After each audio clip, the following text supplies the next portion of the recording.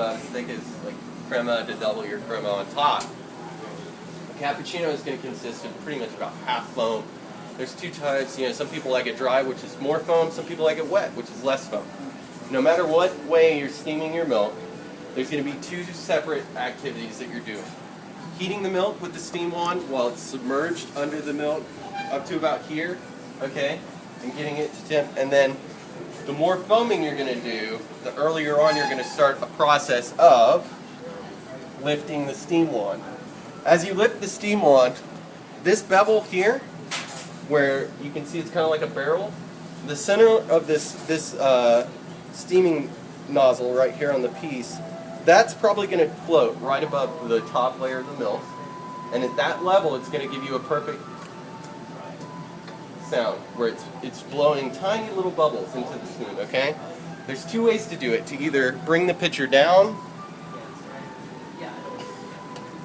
because the level of milk is going to rise, so to bring the pitcher down to keep the top level of milk at the bevel, or you can lift the wand up to keep it submerged halfway on the barrel.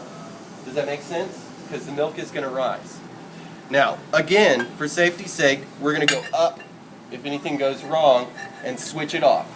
Some machines will have a dial, and you can dial in how much steam you want. This one's just on and off. Okay?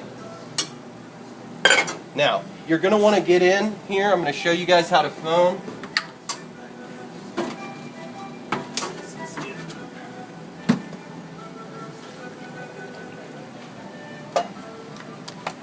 Now,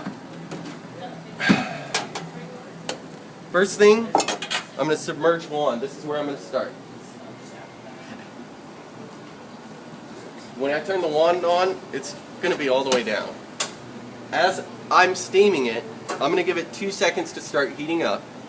Then I'm going to slowly raise the wand from this rubber piece only. The rest of this wand is very hot, and everything but the handle of this is very hot.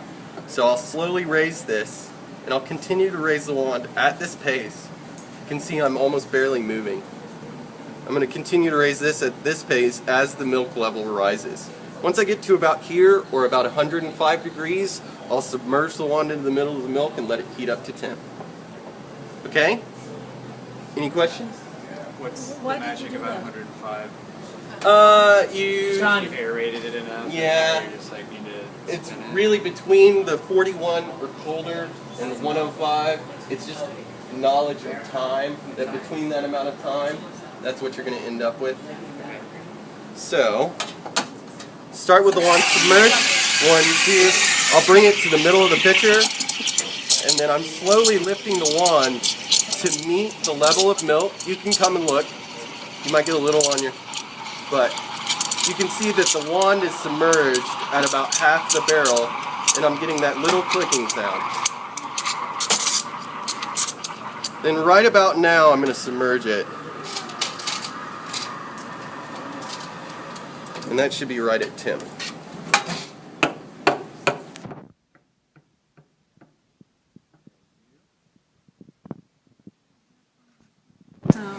The clicking sound. Two-step process. Why can't I just submerge? Regular Americano. So, the two-step process is really just a matter of two activities: steaming the milk and foaming the milk. So, when you start foaming, you're either going to foam a little or you're going to foam a lot. Does that make sense? And what was your other question? And it foams when you dip it all the way in? No. It'll steam the milk and heat it when the wand is in, but that clicking noise, and when I've got the wand at the barrier, the top part of see the consistency of this foam? When I have it at the top layer of milk and I'm slowly raising it and keeping that barrel half submerged, it's blowing very finite bubbles, and that's the clicking noises. Is actually it blowing the bubbles. You'll hear things like if it's not doing it right, and you'll hear things like shh and no clicking if all you're doing is steaming the milk. So that clicking noise is actually kind of a sign. And once this milk cools, now you can see that the viscosity has changed, and like it'll actually cling to the spoon somewhat. If you put this in the fridge for a minute, it'll get really thick. So is this now for a latte or a cappuccino? If I was making a latte with this, I'd use a spoon to hold back all the foam, and I wouldn't have made as much foam. This is really Chino. This is for a cappuccino, and the reason is because I made all this foam so that I could show you guys how to make foam. There's an Americano waiting.